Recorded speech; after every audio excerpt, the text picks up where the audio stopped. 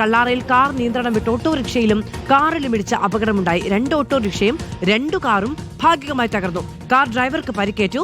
റോഡരികിൽ നിർത്തിയിട്ടിരുന്ന വാഹനങ്ങളിൽ ആളുകളില്ലാതിരുന്നതിനാൽ വലിയ അപകടമാണ് ഒഴിവായത്. അരുൺ പൂപ്പറമ്പ വിവരങ്ങളുമായി ചേരുകയാണ്. അരുൺ, 3-4 വാഹനങ്ങൾ ഈ അപകടത്തിൽപ്പെട്ടു അല്ലേ?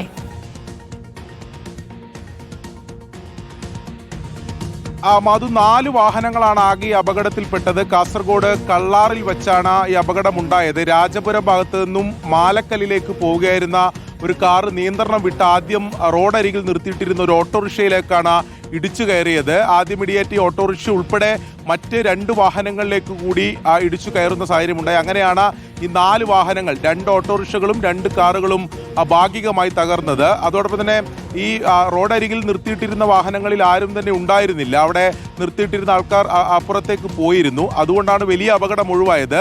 എന്തായാലും ഈ കാർ ഡ്രൈവർക്ക്, ഈ നിയന്ത്രണം വിട്ടു വന്ന കാർ ഡ്രൈവർക്ക് പരിക്കേറ്റിട്ടുണ്ട്. മാലക്കൽ സ്വദേശിയാണെന്നാണ് ലഭിക്കുന്ന വിവരം.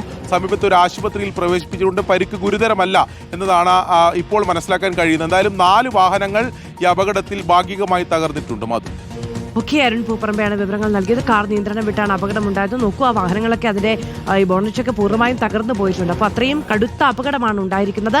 ആളുകൾ ഉണ്ടായിരുന്നില്ല എന്നതുകൊണ്ട് വലിയ അപകടമാണ് ഒഴിവായത്.